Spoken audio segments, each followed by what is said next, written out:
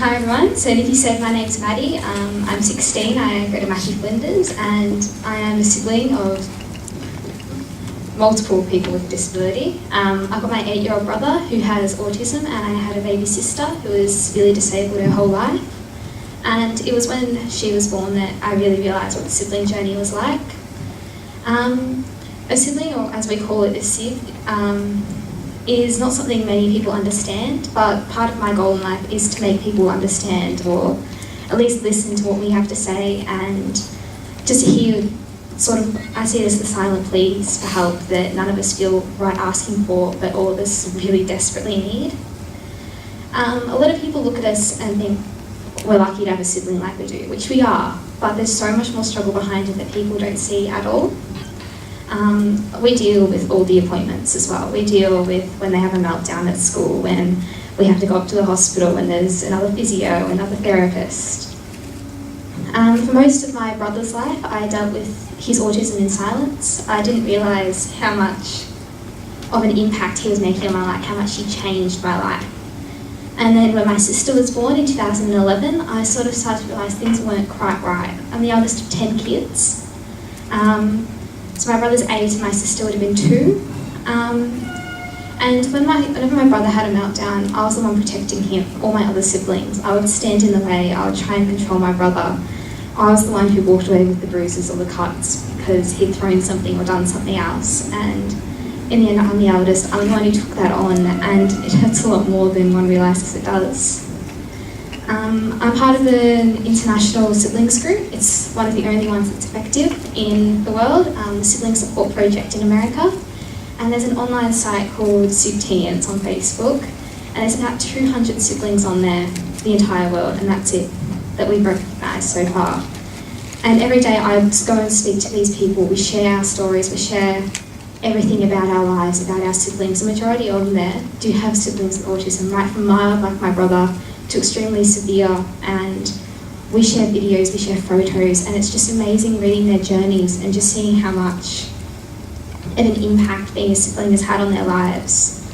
I often refer to us as the unwilling superheroes, the ones that pull absolutely everything together and just expected to do it again, and there's no thanks, there's no good on you for doing that, it's just can you do it again next time. I babysit all my siblings, absolutely no questions asked. There's been times when my sister's been rushed to hospital, not breathing, and I just left with 8 kids. I was 13, 14, 15, I still do it to this day. And it's really hard watching them for hours upon hours, late at night, early in the morning. Sometimes I've had to just be late for school because I need to watch them for a bit before someone can come and take them to school. But one of the biggest things for a sibling is the fear. Just like many parents have all their worries about their child, a sibling has just the same. We have a fear of what the future will be like. What happens when mum and dad aren't there anymore? What happens when our siblings grow older? Do they get a life like we do? Do they get to go to school? Do they get to go and have a career, have a family? Are they going to live at home? Are they going to have their own place? My biggest fear for my sister was that she was going to be in a wheelchair. She could not look after herself. She couldn't eat, she couldn't walk, she couldn't talk, sit up, roll over.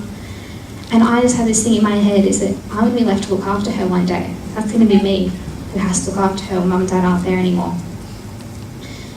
We feel the pressure to make up for our siblings. That's one thing that's very, very much talked about within our group, is how much we feel the expectation to make up for our siblings, to go to school and get the excellent marks that they don't get, to go out and do all the activities, all the sports that they can't do physically, or they can't handle something about it. Like my brother cannot handle any sport at all. He can't physically get himself out there to go and do it. Just little things annoying people annoy him.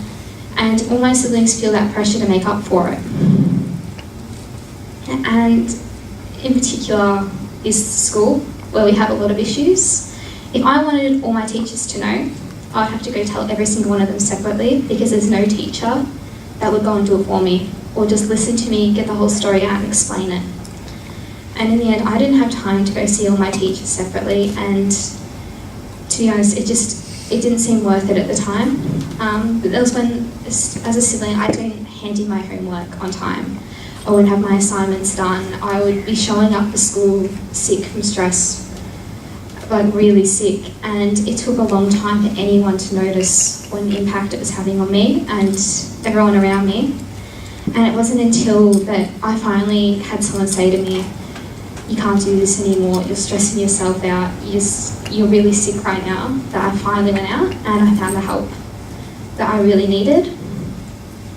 One thing we all say is, a lot of people look at us and we say we're tired, we're stressed, and they go, "What have you got to be tired about? It's your sibling that's got the issues."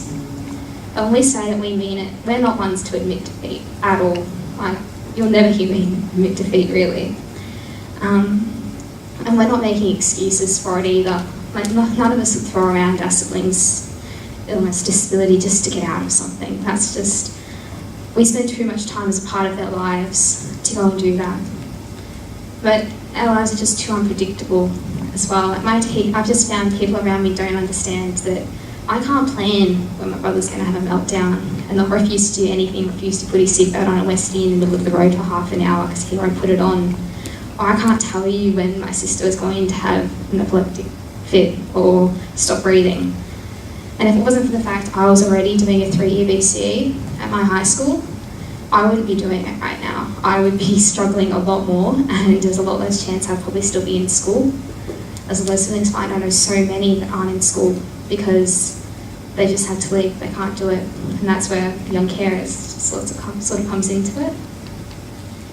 So I just think the most important thing to remember about the siblings is that it really isn't an easy journey.